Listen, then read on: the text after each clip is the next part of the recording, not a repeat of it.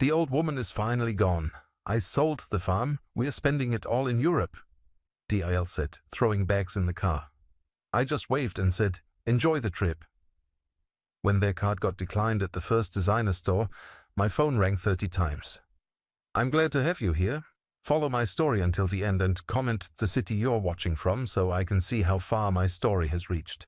My name is Roger, and at 63 years old, I thought I knew what betrayal felt like. I was wrong. Real betrayal doesn't come from strangers or business partners. It comes from the people you welcome into your family, the ones you trust with your legacy, the ones who smile at your dinner table while planning to take everything you've built. It was a Tuesday morning in October when I discovered that my daughter-in-law Bella was planning to sell my farm.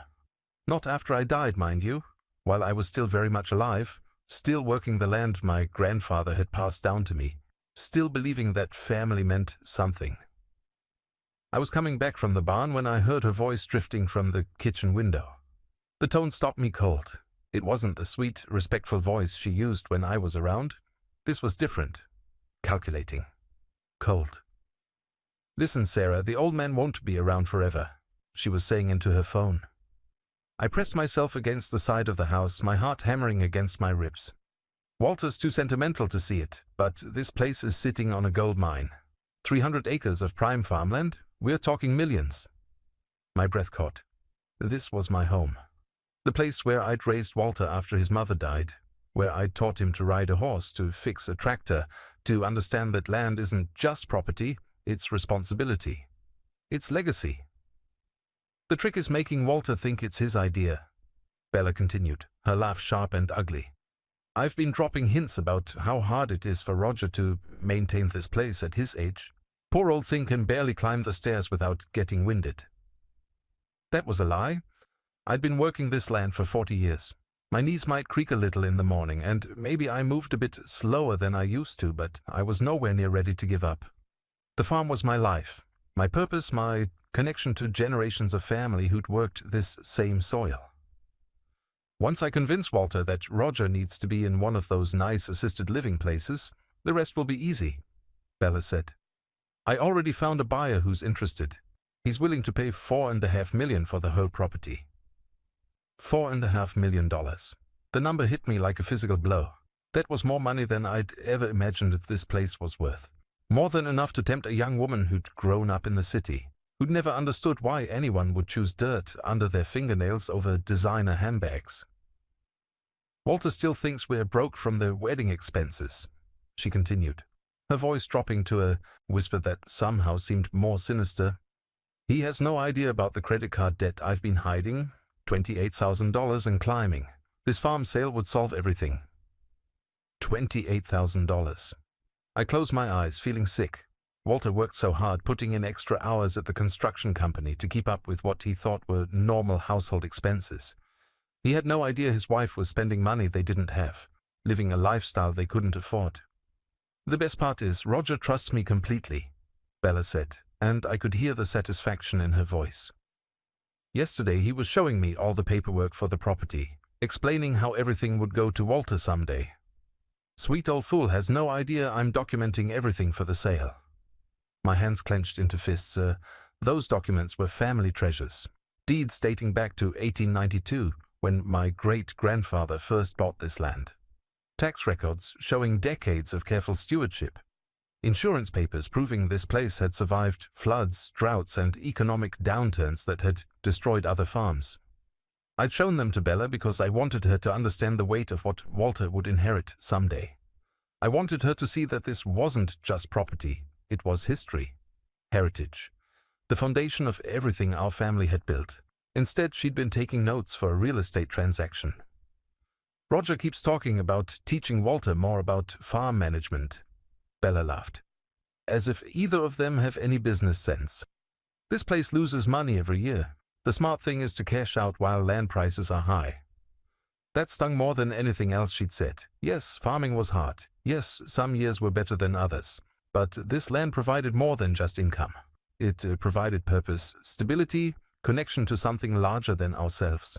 Things Bella would never understand because she measured everything in dollars and cents. I need to be careful about timing, she continued. If I push too hard too fast, Walter might get suspicious. But I'm thinking by Christmas we could have Roger settled somewhere nice, and by spring we'd be free to travel. I've already been looking at properties in Europe. With $4 million we could buy a villa in Tuscany. Europe. Tuscany. While I rotted away in some sterile facility, forgotten and abandoned, she wanted to live like a queen on the sale of my family's legacy. The key is making Roger think it's for his own good, Bella said. I've already started mentioning how isolated he is out here, how it would be safer for him to be around medical professionals. Walter's starting to worry about his father's health, which is perfect. My health was fine, better than fine actually. Dr. Martinez had told me just last month that I had the blood pressure of a man 20 years younger. My only real health issue was the arthritis in my left knee, and even that didn't slow me down much.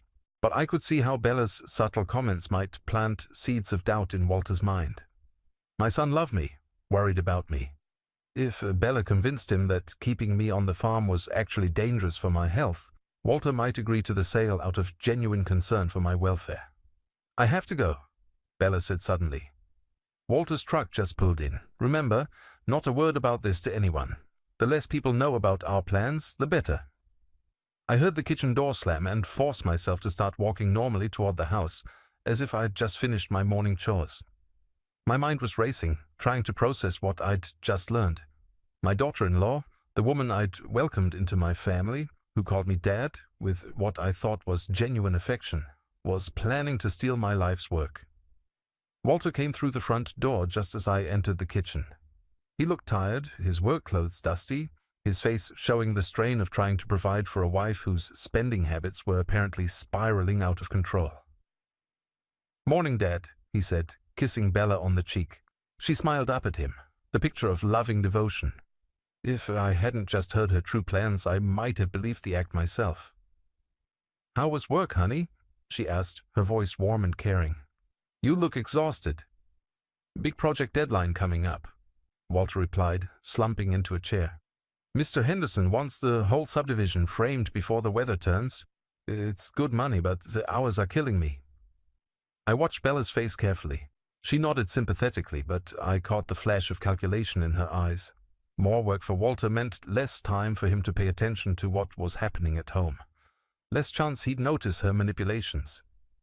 "You work too hard," she said, rubbing his shoulders. "Maybe it's time to think about other options."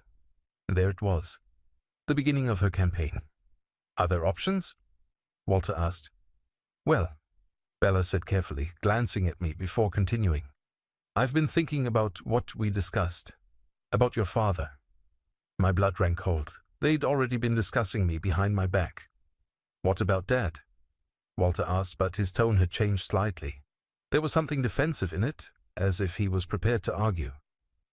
"It's just that this place is so big, so isolated," Bella said. "What if something happened to him out here? What if he fell or had a medical emergency? By the time anyone found him, it could be too late." Walter looked at me with new eyes, and I could see the worry Bella had planted beginning to take root. "Dad's been fine," he said, but uncertainty crept into his voice.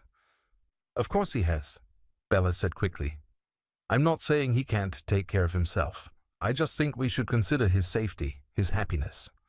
There are some beautiful retirement communities now, places where he'd have people his own age to talk to, activities, medical care right on site." The trap was being set with surgical precision. Every word designed to sound like concern while building a case for removing me from my own home. Walter rubbed his forehead, clearly torn between loyalty to me and what his wife was presenting as responsible planning. "I don't know, Bella. This farm means everything to Dad." "I know it does," she said, her voice soft and understanding. "And that's exactly why this is so hard. But sometimes loving someone means making difficult decisions for their own good." I wanted to speak up, to defend myself, to expose her lies right then and there. But something held me back. Maybe it was the shock of learning how deep her deception went. Maybe it was the realization that if I confronted her now, she'd just find another way to achieve her goals. Or maybe it was something deeper. A growing understanding that if I was going to protect my legacy and save my son from this woman, I needed to be smarter than she was. I needed to play her game better than she could play it herself. So I kept quiet and listened as my daughter-in-law continued to weave her web of lies, all while planning exactly how I was going to turn her own deception against her. The next few weeks were the hardest of my life, but not for the reasons Bella thought. Watching my son being manipulated by the woman he loved was like watching a slow-motion car accident. I wanted to grab Walter by the shoulders and shake him awake, but I knew that wouldn't work. Bella had been too clever, too patient in her approach. Instead, I decided to give her exactly what she thought she wanted. A confused, helpless old man who needed to be managed and eventually moved aside. It started small. I began forgetting where I put my keys, asking Walter the same question twice in one conversation, leaving the water running in the kitchen sink. Nothing dramatic enough to suggest serious cognitive decline, just enough to plant seeds of concern. Bella noticed immediately, of course. She pounced on every small mistake like a cat on a wounded bird. "Walter, honey, did you see how your father struggled to remember Mrs. Patterson's name yesterday?" she said over dinner one evening. "He's known her for 30 years. I had deliberately paused when greeting our neighbor, pretending to search for her name while she stood at our front gate. Mrs. Patterson had looked concerned, reaching out to touch my arm gently. "Are you feeling all right, Roger?" she'd asked. The worry in her voice had made my chest tight with guilt, but I'd pressed on with the charade. "Dad's always been a little forgetful," Walter said, but I could hear the uncertainty in his voice. "This is different," Bella insisted. "And yesterday I found him standing in the barn, just staring at the wall. When I asked what he was doing, he seemed confused, like he'd forgotten why he went in there. That particular performance had been especially difficult. Standing motionless in my own barn, pretending to be lost in the space where I'd worked every day for decades, had felt like betraying everything I was, but I'd seen how Bella's eyes lit up when she found me there. Saw her immediately pull out her phone to make notes. "Maybe we should talk to Dr. Martinez," Walter said quietly. "I think that's a wonderful idea," Bella replied, and I didn't miss the satisfaction in her voice. "Just to be safe. You know how much I love your father. I want what's best for him." The lies came so easily to her. Watching her manipulate my son's genuine concern for my welfare was nauseating, but it also revealed just how calculated her entire approach had been. This wasn't opportunistic greed. This was a long-term strategy, executed with cold precision. Over the following days, I increased the frequency of my episodes. I left the stove on after making coffee. I asked Walter when his mother was coming home, knowing full well that Mary had been dead for 15 years. I wandered into rooms and stood there looking confused until someone found me. Each incident was carefully calibrated, serious enough to build a pattern, but not so dramatic that Walter would rush me to the emergency room. I needed Bella to feel confident that her plan was working, that I was becoming exactly the burden she wanted me to be. The hardest part was watching Walter's face during these moments. My son's love for me was written in every worried glance, every gentle redirection when I pretended to be confused. He started staying home from work more often, checking on me throughout the day, treating me like fragile glass that might shatter at any moment. "Dad, are you sure you're feeling okay?" he asked one morning after I'd spent 10 minutes pretending to look for my coffee cup while holding it in my hand. "I'm fine, son," I said, letting my voice sound a little more uncertain than usual. "Just tired, I guess." Bella appeared in the doorway, still in her silk robe, holding her own coffee like a prop. "Maybe you should rest more, Dad," she said, her voice dripping with false concern. "This place is so demanding. All these chores, all this responsibility." She'd started calling me Dad more frequently, I noticed. Each use of the word felt like another layer of manipulation, designed to make Walter see her as the devoted daughter-in-law who only wanted what was best for the family. "I've been thinking," she continued, settling into the chair beside Walter, "maybe we should look into some of those retirement communities I mentioned, just to see what's available. There's no pressure, of course, but it might be good to have options." Walter looked at me with such pain in his eyes that I almost broke character right then. He was torn between wanting to protect me and feeling like he was betraying me by even considering the idea of moving me out of my own home. "I don't want to leave the farm," I said, letting my voice waver slightly. "This is my home." "Of course it is," Bella said soothingly. And no one's talking about making any decisions, right? Now, we just want to explore all our options to make sure you have the best possible care. Care. The word made me want to laugh bitterly. The only thing Bella cared about was the $4.5 million she thought my property would bring. That afternoon, while Walter was at work, I decided to test just how far Bella was willing to go. I called her into my study, where I kept all the important farm documents. "Bella, honey," I said, making my voice sound confused and slightly panicked. "I can't find the deed to the south pasture. I had it right here yesterday." Her eyes sharpened with interest. "The deed? Are you sure you put it in your desk?" "I thought I did, but—" I let my voice trail off, rubbing my forehead as if trying to remember. "There are so many papers, I can't keep track anymore." "Let me help you look," she said, moving toward the filing cabinet with barely concealed eagerness. For the next hour I watched as Bella systematically went through every document in my study, ostensibly helping me find the missing deed. In reality, she was cataloging every piece of paperwork related to the farm's ownership, taking pictures with her phone when she thought I wasn't looking. "Here it is," I said eventually, pulling the deed from a folder where I'd hidden it earlier. "I must have moved it and forgotten." "Thank goodness," Bella said, but I saw her slip her phone back into her pocket. "You know, Dad, maybe it would help if we organized all these papers better, put them somewhere safe where you won't worry about losing them." "That's very thoughtful of you," I replied while thinking about how convenient it would be for her to have all the ownership documents in one easily accessible location. "I could even help you make copies of everything," she continued, "just in case. You know how important these papers are." Of course she wanted copies. I nodded gratefully, playing the role of the confused old man who didn't understand that he was being set up for the biggest theft of his life. That evening, Bella showed Walter a brochure for Sunset Manor, a luxury-assisted living facility about an hour away. The photographs showed smiling elderly people playing cards, gardening in raised beds, participating in art classes. "Look how happy everyone seems," she said, spreading the glossy pages across the kitchen table. "And they have a full medical staff, 24-hour nursing care, even a chef who specializes in heart-healthy meals." Walter picked up one of the brochures, studying the pictures with a frown. "It looks nice, but Dad's not an invalid. He doesn't need nursing care." "Not yet," Bella said gently. "But wouldn't it be better to plan ahead, to make sure he's somewhere safe before something serious happens?" She'd thought of everything.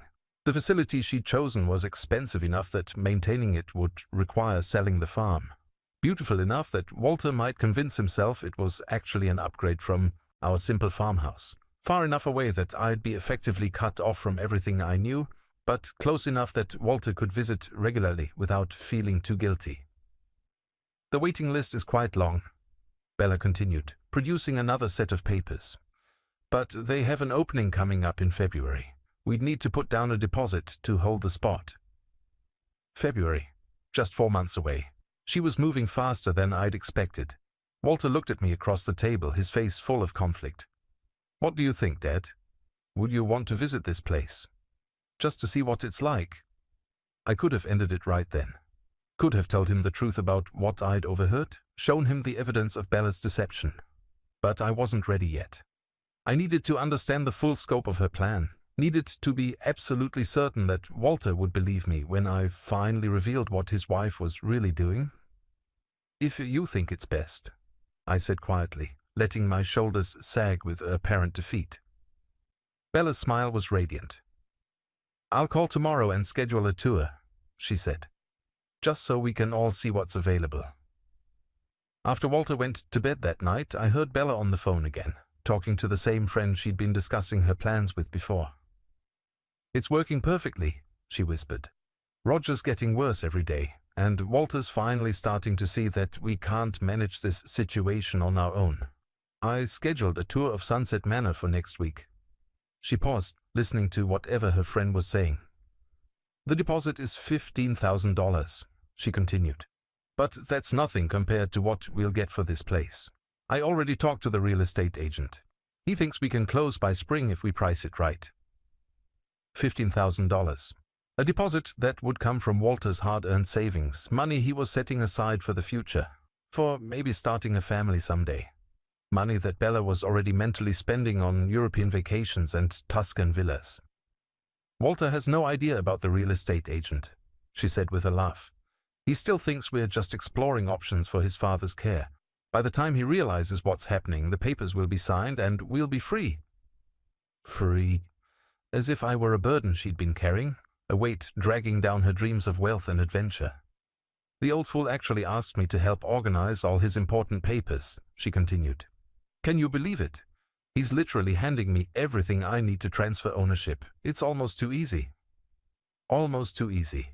If only she knew how right she was, just not in the way she thought. I went to bed that night with my mind racing, planning my next moves. Bella thought she was playing chess while I played checkers, but she was about to discover that this old farmer knew a few strategies she'd never considered. The game was just beginning, and I intended to win. The day of the sale arrived on a cold January morning. 3 weeks after our visit to Sunset Manor, Bella had orchestrated everything with the precision of a military operation. And I had to admit, even knowing it was all a lie, her performance was almost convincing. I'd spent the previous night in what Bella thought was my final evening in my own home.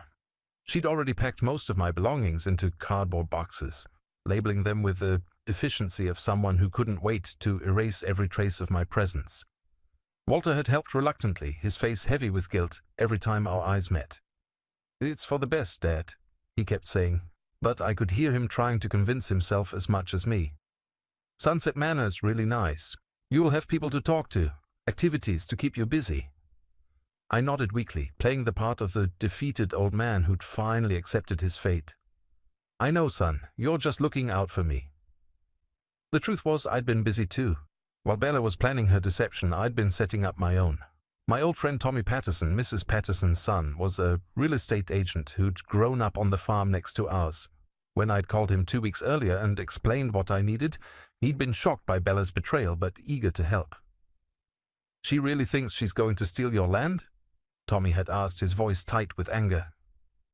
"She's convinced she's got it all figured out," I'd replied. "But I need your help to show her just how wrong she is." Tommy had agreed immediately. He'd even suggested bringing in his cousin Danny, who worked at the bank, to help make everything look authentic. By the time we finished planning, we had a scheme that would give Bella exactly what she thought she wanted, right up until the moment it all came crashing down.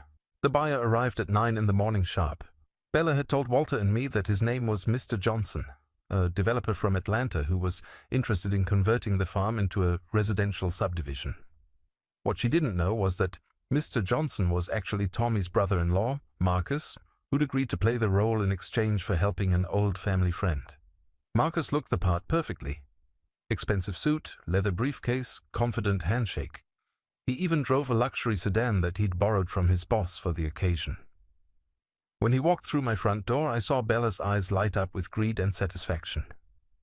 "Mr. Johnson, thank you so much for coming," she said, her voice warm and professional. "As I mentioned on the phone, we're very motivated to complete this transaction quickly." I watched from my chair in the corner, supposedly too confused to participate in the negotiations. Walter sat beside me, his hand on my shoulder, still struggling with what we were doing. He'd signed the power of attorney papers the week before, giving Bella legal authority to act on my behalf. What he didn't know was that I'd already invalidated those documents through my lawyer, ensuring that any sale based on them would be completely void. "The property is everything you described," Marcus said, spreading survey maps across the dining room table. 300 acres of prime development land, road access, water rights. My investors are very interested. Bella practically purred. "As you can see, the current owner is elderly and needs specialized care. We want to expedite this process so he can get settled in his new facility as soon as possible." The way she talked about me, like I wasn't even in the room, like I was already dead and buried, made my stomach churn. But I forced myself to stay in character, occasionally nodding or mumbling agreement when Walter squeezed my shoulder. "I have the purchase agreement right here," Marcus said, pulling out an official-looking document. $4.2 million, as we discussed. Cash deal, 30-day closing. $4.2 million. $300,000 less than what Bella had originally told her friend the property was worth, but I could see from her expression that she was more than satisfied with the amount. Enough money to pay off her secret debts, buy that villa in Tuscany, and still have millions left over for whatever lifestyle she'd been dreaming about. "That sounds perfect," she said, reaching for the papers eagerly. Walter frowned. "Shouldn't Dad's lawyer look at this first?" Bella's smile tightened almost imperceptibly. "Honey, you know how confused your father gets these days. His lawyer is just going to ask a bunch of questions that will delay everything. And Mr. Johnson has other properties he's considering. We don't want to lose this opportunity." The manipulation was textbook perfect. Create urgency, minimize outside oversight, appeal to Walter's desire to do what was best for me. If I hadn't known it was all lies, I might have been impressed by her skill. "I understand your concerns," Marcus said to Walter, "but I can assure you this is a standard contract. Fair market value, no hidden clauses. Your father will have enough money to live comfortably for the rest of his life." What Marcus didn't mention was that the contract was written on letterhead from a fake company, with clauses that would make it legally meaningless, even if I hadn't already protected the property through other means. Danny at the bank had helped us create official-looking documentation that would pass casual inspection but wouldn't hold up to any serious scrutiny. Bella signed the papers with a flourish, her pen moving across the signature lines like she was signing autographs. I made a show of confusion when Walter guided my hand to add my own signature, mumbling about not understanding what was happening. "There," Bella said with satisfaction, gathering the documents. "All finished. When can we expect the funds to be transferred?" Marcus checked his watch. "The money should be in your account by tomorrow afternoon. I'll have my assistant call to confirm when everything's processed." Tomorrow afternoon. Less than 24 hours before Bella would discover that her perfect crime was actually an elaborate trap. After Marcus left, Bella could barely contain her excitement. She spent the rest of the day making phone calls, booking flights, researching luxury hotels in Paris and Rome. I listened from my bedroom as she called the travel agent, her voice bright with anticipation. "We want the best of everything," she was saying. "First-class flights, 5-star hotels, private tours. Money is no object. Money that didn't exist for a sale that never really happened, funded by accounts she had no access to. If the situation hadn't been so serious, it might have been funny." Walter, meanwhile, looked like a man attending his own funeral. He helped me pack the last of my belongings with mechanical movements, his face gray with guilt and sorrow. "I'm sorry, Dad," he said quietly as we folded my work shirts into a suitcase. "I know this isn't what you wanted." "You're doing what you think is best," I replied, patting his hand. "That's all any son can do." The words weren't entirely false. Walter was doing what he thought was best, based on the information Bella had fed him. In a few days, when the truth came out, I hoped he'd understand that sometimes protecting the people you love means deceiving them temporarily. That evening, Bella cooked my farewell dinner with theatrical sadness, sighing dramatically as she served pot roast and mashed potatoes. "I'm going to miss cooking for you, Dad," she said, dabbing at her eyes with a napkin. "Promise me you will eat well at Sunset Manor." "I promise," I said, though what I was really promising was that she'd never get the chance to cook another meal in my kitchen after tomorrow. After dinner, she brought out a bottle of champagne that she claimed was for toasting new beginnings. Walter looked uncomfortable with the celebration, but Bella insisted. "To Dad's bright future," she said, raising her glass, "and to family supporting each other through difficult transitions." I sipped the champagne and watched her face glow with triumph. She thought she'd won. She thought she'd successfully manipulated everyone, stolen millions of dollars, and eliminated the only obstacle to her perfect life. Tomorrow she'd be planning her European adventure with money she believed was already in her account. But tonight, sitting in my own dining room for what she thought was the last time, I allowed myself a small smile. Because while Bella had been planning the perfect crime, I'd been planning the perfect lesson. And tomorrow she was going to learn that underestimating a 63-year-old farmer had been the biggest mistake of her life. The champagne tasted bitter on my tongue, but not because of the wine. It was the taste of betrayal, of watching someone you trusted celebrate the destruction of everything you held dear. But there was something else mixed in with the bitterness. something that made me feel more alive than I had in months. It was the taste of justice waiting just around the corner. After Walter went to bed, I heard Bela on the phone one more time, talking to the same friend she'd been confiding in throughout this whole ordeal. "It's done," she whispered, her voice practically vibrating with excitement. "The papers are signed, the money will be in the account tomorrow, and the old man will be out of here by Friday. I can't believe how easy this was." Easy. She had no idea that the real game was just beginning. "Walter's still feeling guilty," she continued, "but he'll get over it once we're spending time on the French Riviera. Amazing how quickly grief fades when you're drinking wine on a yacht." A yacht! She'd already mentally spent not just the money from the fake sale, but was planning a lifestyle that would burn through millions of dollars in a matter of years. Even if the sale had been real, her spending habits would have left Walter broke within a decade. "The best part is, there's nothing Roger can do about it now," she said with a cruel laugh. "The power of attorney is signed, the sale is complete, and by this time tomorrow I'll have access to $4.2 million. That confused old fool handed me everything I needed to take his life away from him." That confused old fool was about to hand her the lesson of a lifetime. And unlike her European vacation plans, this was one trip she was definitely going to take. I fell asleep that night in my own bed for what Bella thought was the last time, but I slept better than I had in weeks, because tomorrow the real show was going to begin. Bella left for Europe on a Thursday morning, exactly 1 week after the fake sale. I'd been officially moved to Sunset Manor 3 days earlier, though in reality I was staying in a guest room at Tommy Patterson's house, watching everything unfold from a safe distance. Walter had driven me to the facility himself, his eyes red from crying as he carried my suitcase to what he thought would be my permanent home. The guilt was eating him alive, but Bella had convinced him it was necessary. "Just until we can figure out a better arrangement," she told him. "Once the estate is settled, maybe we can find Dad a nice private nurse." A private nurse that would never materialize, paid for with money that didn't exist. But Walter didn't know that yet.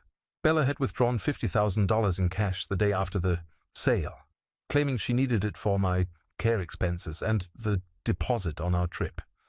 She'd been frustrated that the full amount hadn't appeared in their account yet, but Danny at the bank had fed her a story about large transfers requiring additional processing time. "International regulations," he'd explained over the phone while I listened in, "should be cleared by early next week."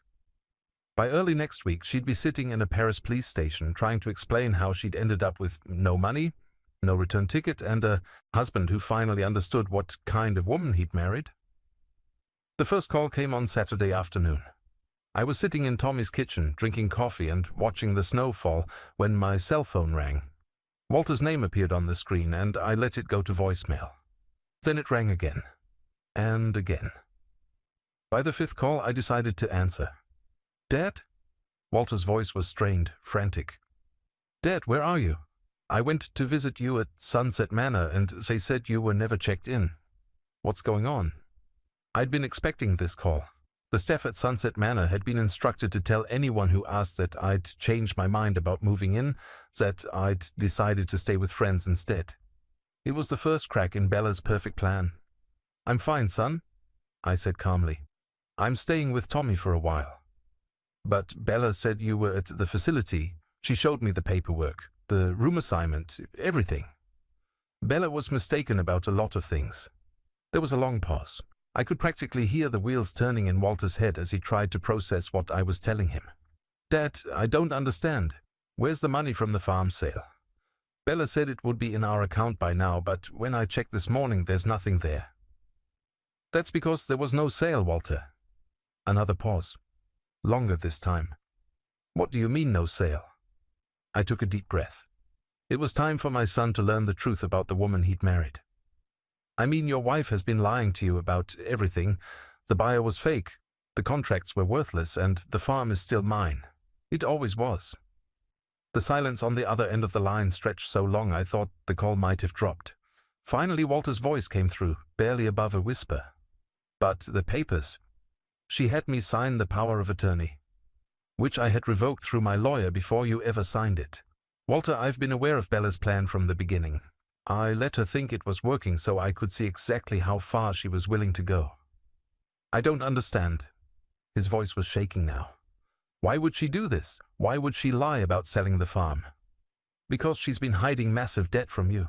Credit cards, personal loans, spending money you don't have on a lifestyle you can't afford. She needed the money from the farm to cover what she owed and fund the European vacation she's on right now. Walter was quiet for so long I started to worry about him. When he finally spoke, his voice was hollow. $28,000, he said. What?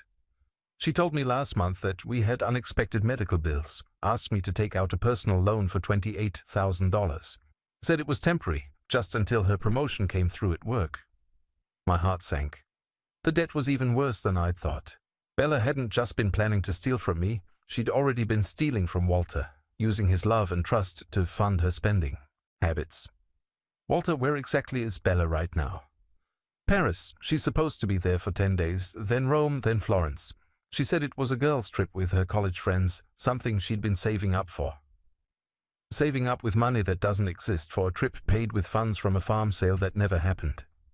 I heard Walter's sharp intake of breath as the full reality of his situation hit him. His wife was halfway around the world, spending money they didn't have, based on a lie that was about to explode in spectacular fashion. Dad, what do I do? Before I could answer, my phone buzzed with an incoming call. The number had a French country code. Walter, I need to take this. It's probably your wife. I answered the second call, putting it on speaker so Walter could hear. Roger? Bella's voice was shrill, panicked. Roger, what the hell is going on? Hello, Bella. Having a nice time in Paris. Don't play games with me, old man. My credit card was just declined at Galeries Lafayette. The bank says there's no money in any of our accounts. Where's the money from the farm sale? I looked at Walter, saw his face crumple as he heard his wife's true voice for the first time. No sweetness, no concern, just raw fury and entitlement. There is no money, Bella, because there was no sale. The silence that followed was deafening, then an explosion of rage.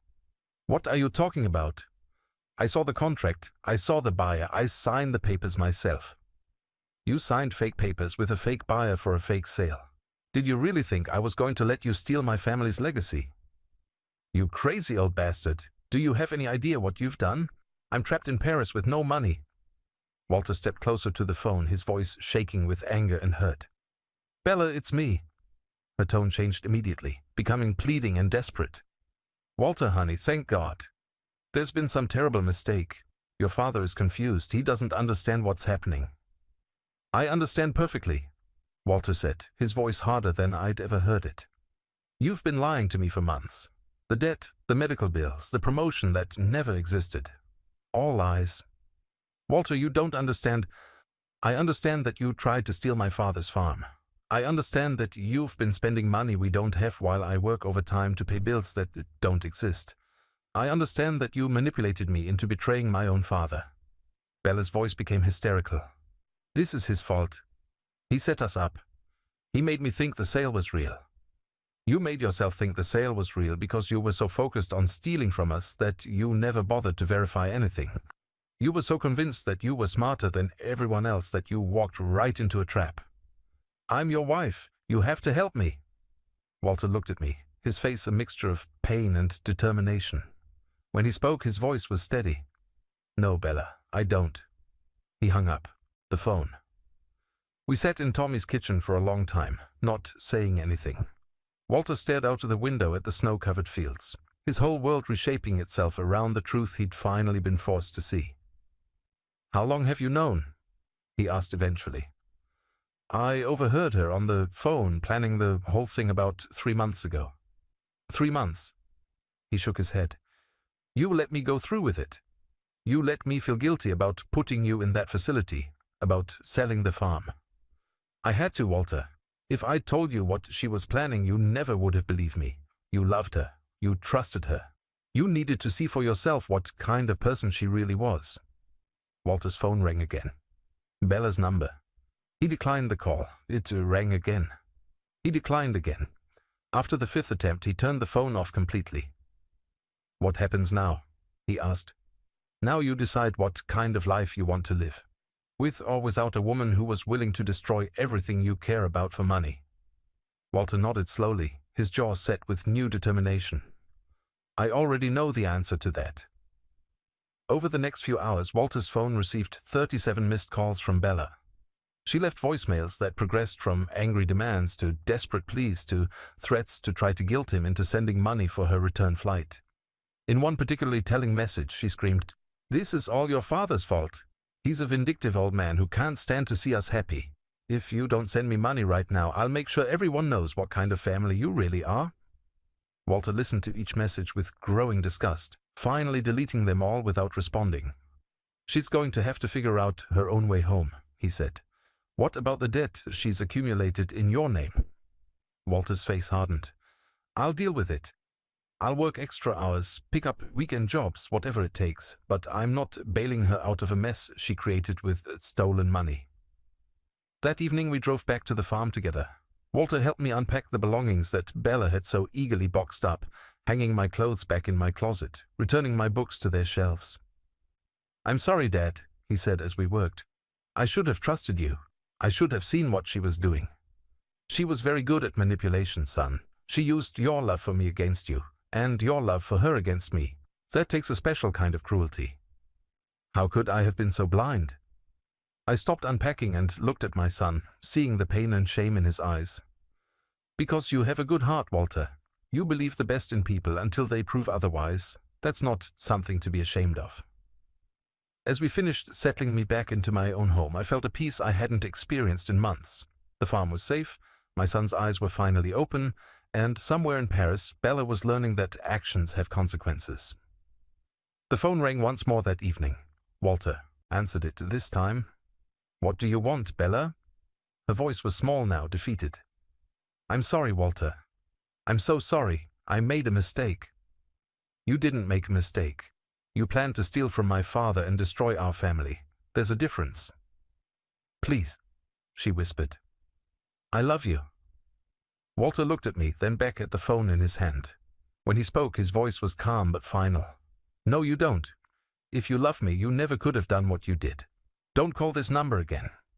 He hung up and turned off his phone. In the quiet that followed, I realized that sometimes the most painful lessons are also the most necessary ones. Walter had learned what real betrayal looked like, but he'd also learned what real strength felt like. And Bella, well, she was about to learn that being stranded in a foreign country with no money and no one to call was exactly what happened when you tried to steal from a family that knew how to fight back. Bella didn't come home for 3 weeks. When she finally did, it wasn't because Walter had sent her money or because she'd found her way back on her own. She came back because her sister in Chicago had wired her enough cash for a one-way economy ticket, the kind with middle seats and screaming babies that she would have sneered at just a month earlier. Walter had spent those 3 weeks transforming into someone I barely recognized. The guilt-ridden, uncertain man who'd helped pack my belongings was gone, replaced by someone with steel in his spine and clarity in his eyes. He'd used the time to do more than just unpack my things and settle me back into the farmhouse. He'd been investigating.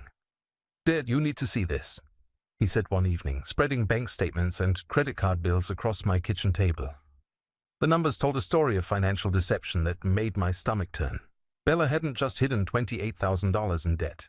The real total was closer to $67,000, spread across 11 different credit cards and 3 personal loans. She'd been living like a millionaire while Walter worked double shifts to pay what he thought were their normal household expenses. "Look at these charges," Walter said, his finger tracing down the statements. $500 at a spa in November, $800 for a purse the same week I had to skip lunch 3 days in a row because money was tight, $1,500 at a jewelry store while she was telling me we couldn't afford to fix the truck. Each revelation was like another knife twist. Bella had been systematically stealing Walter's financial future, one luxury purchase at a time, while playing the role of the supportive wife who only wanted what was best for the family. "The worst part is this," Walter said, pulling out a loan application. "She applied for a home equity loan against the farm 2 months ago. Forged your signature and everything." I stared at the document, seeing my name written, in Bella's careful handwriting. She'd been planning multiple ways to steal from us simultaneously, ensuring that even if one scheme failed, she'd have backup options. "The bank caught the forgery," Walter continued, "but only because the loan officer happened to know you personally and called to confirm. If it had been processed by someone else."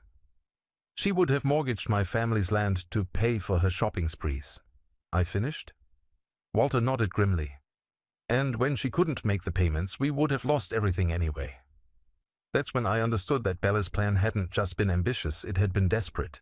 She wasn't just greedy, she was in over her head, drowning in debt and willing to destroy anyone who could help her stay afloat. The day Bella returned, Walter was ready for her. He'd moved all of his belongings out of their apartment and back to the farm. He'd consulted with a lawyer about divorce proceedings. Most importantly, he'd changed every password, closed every joint account, and secured every piece of documentation related to the farm.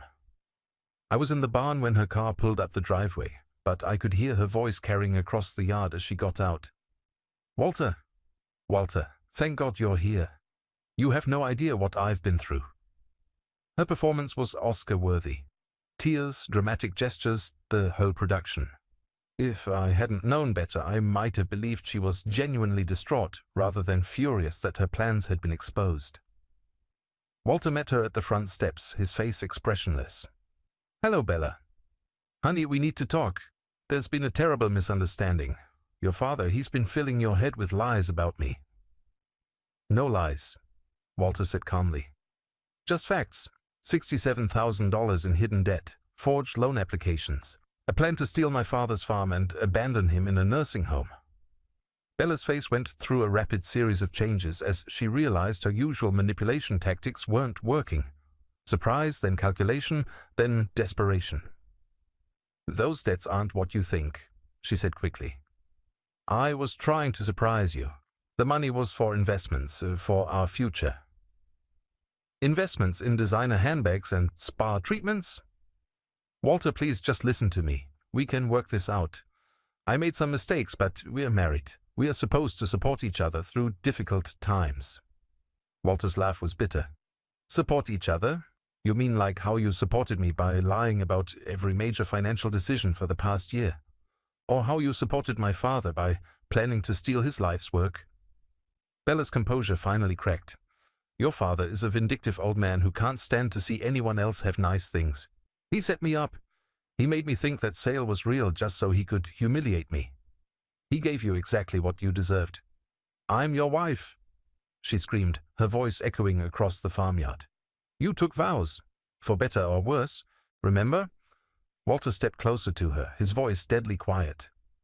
"I took vows with someone I thought existed. A woman who loved me, who wanted to build a life together, who understood what family meant. That woman was never real, was she?" Bella's face went pale. For a moment the mask slipped completely, and I saw what was underneath. Not love or regret or even genuine sorrow. Just cold calculation as she tried to figure out her next move. "What do you want from me?" she asked finally. Walter pulled out a manila envelope and handed it to her. "Divorce papers. I've already filed. You can contest it if you want, but I have documentation of every lie, every hidden debt, every attempt to defraud my family. Your choice is simple. Sign them and walk away, or fight me in court and have all of this become public record." Bella's hands shook as she opened the envelope. "Walter, please. I know I made mistakes, but we can fix this. Marriage is about forgiveness." "Marriage is about trust," Walter replied. "And you destroyed that the moment you decided my father's suffering was worth less than your vacation plans." She looked around desperately, as if searching for someone else to blame, someone else to manipulate. Her eyes landed on the farmhouse, on the land she'd tried so hard to steal, and her expression hardened into something ugly. "You think you've won?" she said, her voice venomous. "But you're going to regret this, both of you. I'll make sure everyone knows what kind of people you really are." "Go ahead," Walter said. "Tell everyone how you tried to steal from a 63-year-old man and got caught. Tell them how you forged documents and accumulated $67,000 in secret debt. See how much sympathy you get." Bella stared at him for a long moment, and I could see her weighing her options. She could fight, drag this out, try to salvage something from the wreckage of her schemes. Or she could cut her losses and disappear before things got worse. "Fine," she said finally, her voice flat and defeated. "But I want my things. Your clothes are in boxes by the door. Everything else stays here since it was bought with money you stole. Those aren't stolen goods. Prove it. Show me receipts proving you paid for them with legitimately earned money. Bella's mouth opened and closed silently. We all knew she couldn't prove any such thing because it wasn't true. Every luxury item she owned had been purchased with Walter's money or borrowed funds she'd never intended to repay. She signed the divorce papers right there on the hood of her car, her signature sharp and angry. When she finished, she threw the pen at Walter's feet and got back in her car without another word.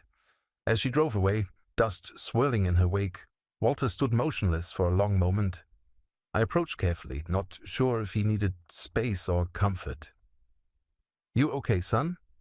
He turned to me, and I was surprised to see relief in his eyes rather than sadness. "I keep waiting to feel guilty," he said. "Waiting to miss her or regret what just happened. But all I feel is, free." "That's because you just got rid of a weight you didn't even realize you were carrying?" Walter nodded slowly. "How did you know? How did you see what she really was when I couldn't?" I put my hand on his shoulder. "Because I wasn't blinded by love, and because I've had 63 years to learn that when someone shows you who they really are, you should believe them the first time." That evening we sat on the front porch watching the sunset paint the fields gold and orange. It was the first peaceful moment we'd shared in months. The first time we could just enjoy each other's company without the shadow of Bella's manipulation hanging over us. "What happens to her debt?" Walter asked. "That's her problem now. You weren't legally responsible for debts she accumulated without your knowledge, especially through fraud." "And the farm?" I smiled. "The farm stays right where it's always been. In our family, where it belongs." Walter was quiet for a while, processing everything that had happened. Finally, he spoke again. "I want to learn, Dad. Really learn this time.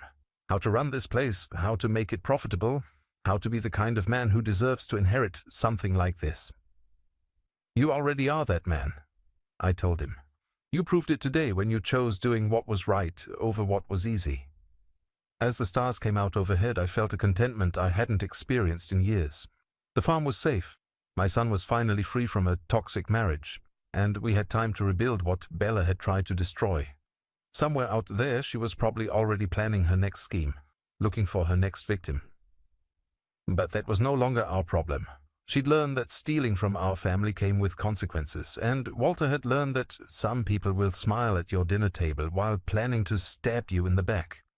Most importantly, we'd both learned that family isn't just about blood or marriage certificates. It's about loyalty, trust, and the willingness to fight for the people you love. And sometimes it's about the wisdom to know when someone has forfeited their right to call themselves family at all. 6 months after Bella disappeared from our lives, Walter and I were sitting in Dr. Martinez's office for my regular checkup. The doctor smiled as he reviewed my test results, shaking his head with the kind of amazement reserved for medical mysteries. "Roger, I have to ask," he said, setting down his clipboard. "What exactly have you been doing?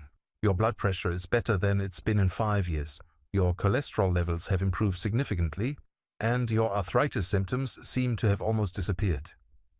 Walter and I exchanged glances. How could we explain that the absence of a manipulative daughter-in-law had been better medicine than anything you could get from a pharmacy? "I've been working the farm again," I said simply. "Staying active, eating home-cooked meals, getting plenty of fresh air." What I didn't mention was that I'd also been sleeping through the night for the first time in months, no longer waking up worried about what scheme Bella might be plotting or how much deeper Walter was sinking into her web of lies. The truth was, getting my life back had restored more than just my peace of mind. It had given me a sense of purpose I'd forgotten I still had. Walter and I were working the land together now, really working it, not just maintaining it until someone could steal it away. "Well, whatever you're doing, keep it up," Dr. Martinez said. "You're healthier now than men half your age." As we drove home from the appointment, Walter seemed thoughtful. He'd been quiet for most of the past week, ever since the divorce had been finalized and Bella had officially become part of our past. "Something on your mind, son?" "I've been thinking about what the doctor said, about you being healthier now." Walter pulled into our driveway and turned off the engine. "I realize I haven't thanked you properly for what you did." You don't need to thank me for protecting my own family. But I do that. If you hadn't figured out what Bella was planning, if you hadn't been smart enough to set that trap," he shook his head, "I would have lost everything. My inheritance, my family history, my relationship with you. She would have taken it all." It was true, though I hadn't liked thinking about it in such stark terms. Bella's plan hadn't just been about stealing money. It had been about erasing me from Walter's life completely. Once I was tucked away in that nursing home and the farm was sold, how long would it have been before her visits stopped? How long before Walter convinced himself that his confused, helpless father was better off forgotten? "The scary part is how close she came to succeeding," Walter continued. "If you hadn't overheard that phone call." "But I did hear it, and we stopped her." "We," Walter repeated, smiling slightly. "I like the sound of that." Over the past 6 months, we had become the foundation of everything we did. We planned crop rotations together, researched new farming techniques together, made financial decisions together. Walter had thrown himself into learning the business with the dedication of someone making up for lost time. He'd also thrown himself into making amends for the money Bella had stolen. Even though he wasn't legally responsible for her debts, he'd insisted on paying back every penny she'd charged to credit cards in his name. It meant extra work, longer hours, and a lifestyle simpler than what Bella had convinced him they could afford. But Walter approached it with determination rather than resentment. "I want to start clean," he'd told me when he'd outlined his repayment plan. "No debt, no lies, no complications. Just honest work and honest money." It was a philosophy that served him well. By living within his means and focusing on what really mattered, Walter had discovered a contentment that had eluded him during his marriage. He looked healthier too, less stressed, more confident in his own judgment. "I heard from Tommy Patterson today," I said as we walked toward the house. "Bella tried to contact him about getting another real estate agent to help her sell some property she claims to own in Florida." Walter stopped walking. "She doesn't own any property in Florida." Tommy figured as much. Apparently she's been trying to run the same con on other people, claiming she has land to sell and looking for buyers willing to pay upfront deposits. Is she succeeding? Not so far. Word has gotten around about what happened here. The real estate community is pretty tight-knit, and nobody wants to risk their reputation getting involved with someone known for fraud. Walter was quiet for a moment, processing this information. Part of me feels like I should warn people about her. And the other part? The other part thinks people need to learn to protect themselves, just like we did. It was a mature response and exactly what I'd hoped to hear. Walter wasn't trying to rescue Bella from the consequences of her actions, wasn't taking responsibility for problems she'd created herself. He'd learned the difference between helping someone and enabling someone. That evening we were working in the barn when a car pulled up the driveway. I didn't recognize the vehicle, a small silver sedan that looked like it might be a rental. My first thought was that Bella had returned, but the woman who got out of the car was a stranger. She was probably in her 40s, professionally dressed, with a kind of nervous energy that suggested she was here on business she didn't particularly want to conduct. "Mr. Holloway?" she asked, approaching cautiously. "Roger Holloway." "That's me. What can I do for you?" "My name is Sandra Pierce. I'm an investigator with the Fraud Division of the State Attorney's Office." She pulled out a badge and identification. "I was wondering if I could speak with you about your daughter-in-law, Bella Holloway." Walter and I exchanged glances. We'd been expecting something like this eventually. Bella's schemes were bound to catch up with her sooner or later. "Former daughter-in-law," Walter corrected. "The divorce was finalized last month." "I see. May I ask why you divorced?" "Because she tried to steal my father's farm through fraud and deception," Walter said bluntly. "Among other things." Miss Pierce nodded as if she'd been expecting that answer. "We've received multiple complaints about Miss Holloway attempting to sell properties she doesn't own, forging signatures on legal documents, and accepting money for transactions that never materialize." "How many complaints?" I asked. 17 so far, though we suspect there are more victims who haven't come forward yet. The total amount of money involved is approaching $200,000. $200,000. In the 6 months since leaving our farm, Bella had managed to escalate her criminal activities to the point where federal investigators were involved. It was both shocking and completely predictable. "What do you need from us?" Walter asked. "Primarily, we need you to testify about what happened here. Your case is particularly important because it shows a pattern of behavior and because you have documentation of her methods." We spent the next hour going through the details of Bella's attempted fraud, providing Miss Pierce with copies of the forged power of attorney, the fake sale documents, and evidence of the hidden debts. It was painful to relive, but also cathartic in a way. Each piece of evidence we provided was another nail in the coffin of Bella's criminal enterprise. "Will she go to prison?" Walter asked when we finished. "If we can prove our case, yes. This level of financial fraud typically carries a sentence of 5 to 10 years, plus restitution to the victims." 5 to 10 years? It seemed like a long time, but when I thought about all the families Bella had probably destroyed, all the elderly people she'd likely targeted because she thought they'd be easy marks, it didn't seem long enough. After Miss Pierce left, Walter and I sat on the front porch watching the sunset, just as we'd done the night Bella signed the divorce papers. The parallel wasn't lost on either of us. "Do you think she'll actually serve time?" Walter asked. "I think she'll try to manipulate her way out of it right up until the moment they lock the cell door. And if she does go to prison, then maybe she'll have time to think about the choices that led her there."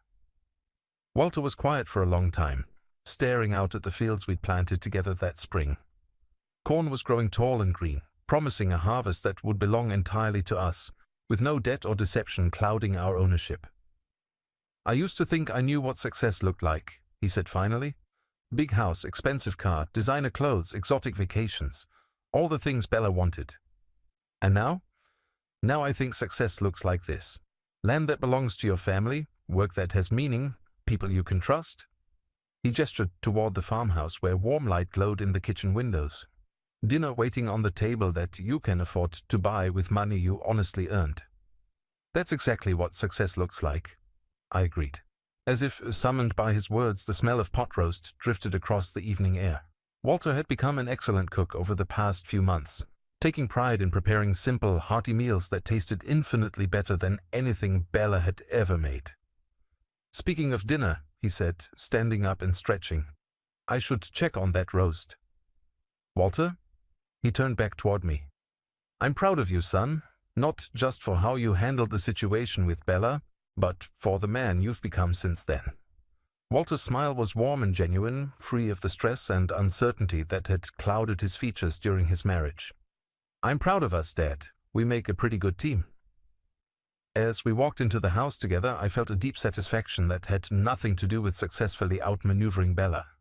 It came from knowing that my son and I had not only survived her betrayal, but had emerged stronger because of it.